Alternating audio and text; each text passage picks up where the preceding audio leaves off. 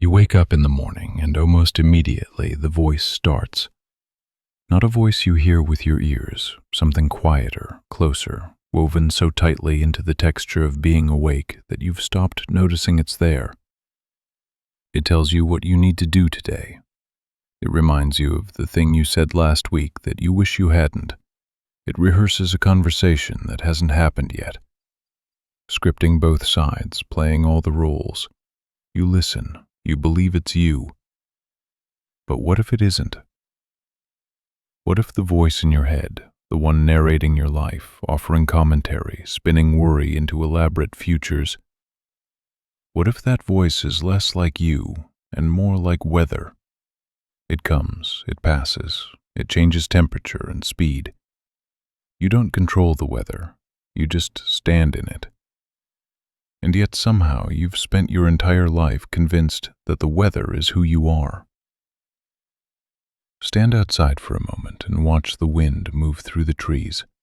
You don't mistake the wind for the trees. You don't think the branches are generating the motion that bends them. So why do you assume the thoughts moving through your mind are being generated by you?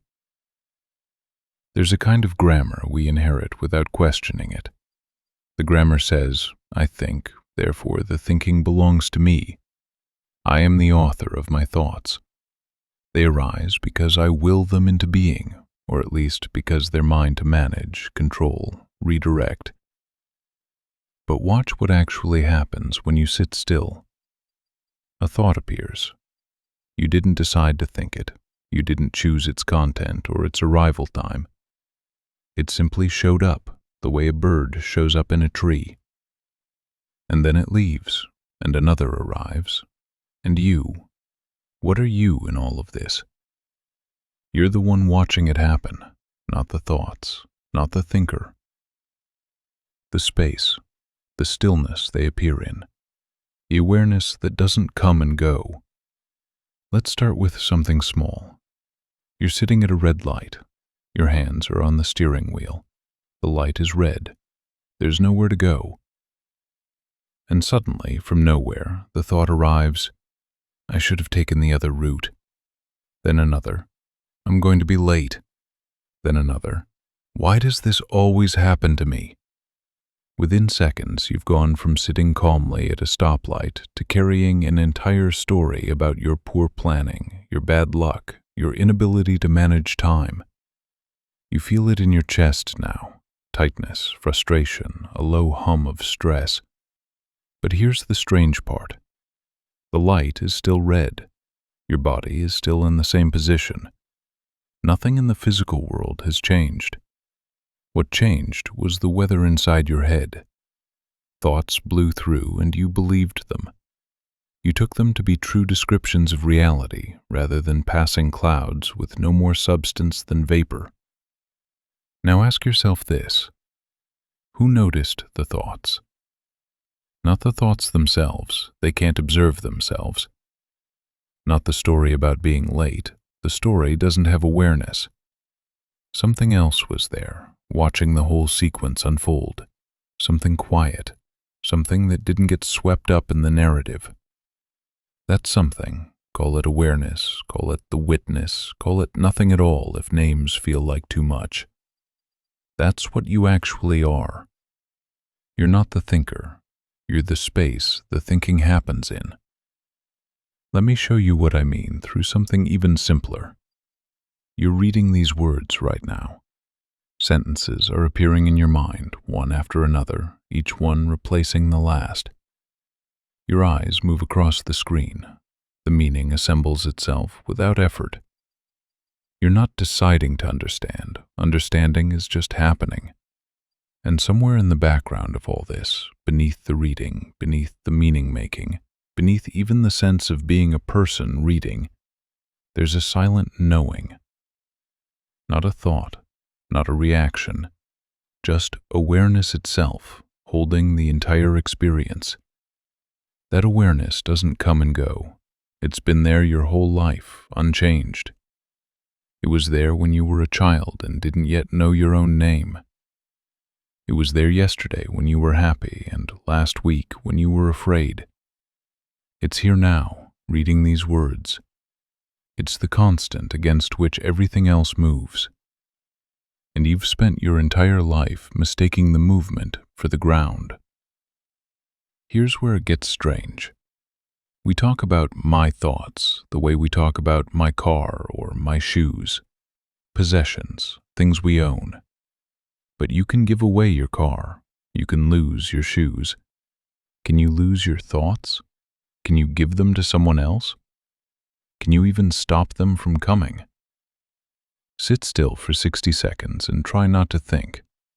Try to create a gap, just 1 minute of pure silence. What happens? Thoughts keep arriving. They don't ask permission. They don't wait for you to be ready. They come the way breath comes, the way your heart beats, automatically, without you.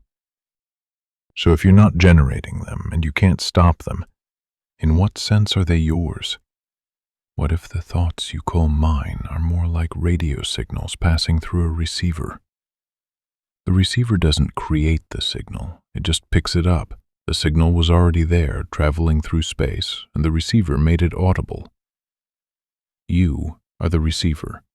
The thoughts are the signal.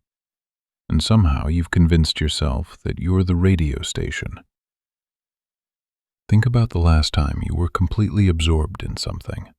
Maybe you were reading a book that pulled you in so deeply you forgot you were reading. Maybe you were listening to music and the boundary between you and the sound dissolved. Maybe you were so focused on a task that time stopped making sense. In those moments, where was the thinker? Where was the voice narrating your experience? It was gone, and you were still there. In fact, you were more there, more present, more alive, more real than you are most of the time. The thinker had stepped back or stepped aside or simply stopped mattering, and what remained was pure experiencing. No commentary, no self, just the thing itself happening. So if you can be fully present without the thinker, then the thinker isn't you. It's something that shows up sometimes and goes away other times. It's more like a house guest than a homeowner, and you've been letting the guest redecorate. Let's look at how the guest operates. The thinker loves to build identity. It takes experiences and turns them into stories about who you are. You made a mistake at work, and within minutes the thinker has written a 5-act tragedy about your incompetence. You did something kind, and now you're a good person, at least until the next unkind thought, which will revise the story again. The thinker is constantly assembling a self out of fragments, holding it together with narrative glue, defending it against threats, polishing it for others to see. But here's what never gets questioned. If you are the self the thinker is constructing, then who's doing the constructing? If you are the story, who's telling it? There has to be something prior, something that watches the story being written, something that exists before the self is assembled and remains after the self falls apart. You are not the character in the story. You are not even the author. You're the blank page the story is written on. Or maybe not a page, maybe more like space itself. Thoughts move through you the way birds move through the sky. The sky doesn't cling to the birds. It doesn't say, "That sparrow is mine, that hawk is me." The birds come, the birds go, the sky remains. You are the sky. You've just been so focused on the birds that you forgot the sky was there. Here's what happens when you realize this, even for a second. The next time a thought comes, let's say it's a worry, something about money or health or a relationship, you'll see it arrive. You'll feel it land in your chest or your throat, wherever worry lives in your body. And instead of becoming the worry, instead of collapsing into it and letting it tell you who you are, you'll notice it. You'll watch it the way you watch a car drive past your window. It's there, it's real, but it's not you. It's something happening in you. And when you see that, even once, the grip loosens, not because the thought goes away, not because the worry stops being worry, but because you've remembered what you actually are, the space it's happening in, the awareness that holds it without being touched by it. And that space is always still, always quiet, always utterly unthreatened. This is not escape. This is not pretending the thought isn't there or that it doesn't matter. It does matter. Thoughts have consequences. Worry can be useful. Fear can protect you. But none of them are you. They're weather, and weather doesn't define the sky. Let's go back to the red light. You're sitting there, hands on the wheel, and the thought comes, I should have taken the other route. But this time, you see it. You watch it appear, hang there for a moment, and start to dissolve. You don't argue with it. You don't follow it into the story about being late. You just let it be what it is, a thought. A few words assembled by the mind, offered up for consideration, already fading. And underneath the thought, you feel something else, a kind of okayness. Not happiness, nothing that loud, just a baseline sense of being here, being present, being the space that holds all of this without strain. The light is still red, you're still waiting, but you're not suffering anymore.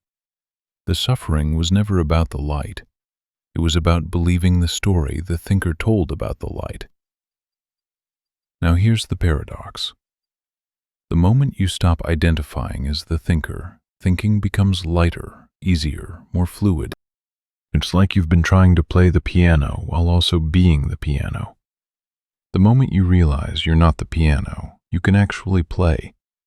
Thoughts still come, of course they do, but they don't weigh as much. They don't feel so sticky, so permanent, so definitional. They're just thoughts, useful tools, passing clouds. And you, the awareness, can use them without being used by them. But none of this makes sense if you treat it as a concept. You can't think your way into realizing you're not the thinker. That's like trying to lift yourself off the ground by pulling on your own shoelaces. This is something you have to see directly. And you see it by paying attention, not by thinking harder, by stopping, turning inward, and noticing what's already here. So try this. Right now, wherever you are, let your attention soften. Stop trying to understand this and just notice what's happening. You're aware of these words. You're aware of the room you're in, or the sounds around you, or the feeling of your breath moving in and out. All of that is content, things appearing in awareness. Now notice the awareness itself, not as an object, not as something you can point to or describe, just the knowing that all of this is happening, the silent, steady background that makes experience possible. That's what you are. Not the thoughts, not the emotions, not the voice narrating your life. Just this open, awake, unconditional presence that's been here all along, holding everything without holding on to anything. And here's what's strange. The moment you recognize it, it feels obvious. Of course, this is what I am. How did I ever think I was anything else? It's like you've been standing in the ocean your whole life, focused on the waves, asking where the water is. The water was always there. You were always standing in it. You just forgot to look down. But then the thinker comes back, because it always does, and it says, okay, I get it now. I understand that I'm awareness. And just like that, you're back in the story. Because the I that understands is just another thought, another wave pretending to be the ocean. The real recognition doesn't happen in thought. It happens in the gap between thoughts, in the stillness that doesn't announce itself, in the quiet knowing that needs no narrator. Let's talk about suffering for a moment. Not the physical kind, pain, illness, loss, but the psychological kind, the kind that comes from thinking. Most of your suffering isn't happening to you, it's happening in your head. Someone says something you don't like, and 5 minutes later you're still replaying it, revising your response, imagining what you should have said. The event is over. The person is gone. The only place the conflict exists now is in your mind. The thinker has taken a moment and turned it into a whole architecture of pain, and you're living in that architecture as if it's real. But it's not. It's thought. It's weather. And the moment you see that, not believe it, not understand it conceptually, but actually see it, the architecture collapses. Not because you've solved the problem, not because you've figured out the perfect response, but because you've remembered that you're not the architecture, you're the space it was built in. And space can't be hurt. This doesn't mean you won't feel hurt. You will. Emotions come, just like thoughts come. But there's a difference between feeling hurt and being hurt. Feeling hurt is a sensation, a wave of energy moving through the body, and it passes. Being hurt is a story the thinker tells about the sensation, a narrative that says, "This means something about me. This is proof of my inadequacy, my failure, my unworthiness." And that story can last for years.